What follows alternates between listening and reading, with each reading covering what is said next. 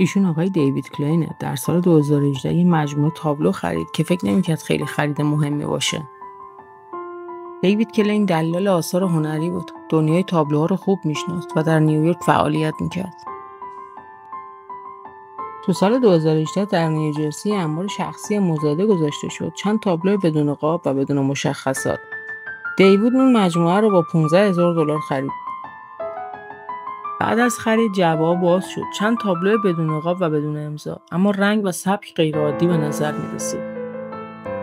وقتی تابلوها رو با دقت نگاه کرد، متوجه شد این تابلوها میتونن ارزشمند باشن. تابلوها رو متخصص سپرد برای بررسی بیشتر. کارشناسان تایید کردن این تابلوها متعلق به ویلیام دکونیک هستن. از بین اون مجموعه 6 اثر اصل شناسایی شد. خبرش توی گالری‌ها و رسانه‌ها پخش شد و قیمت به $میلیون‌ها رسید.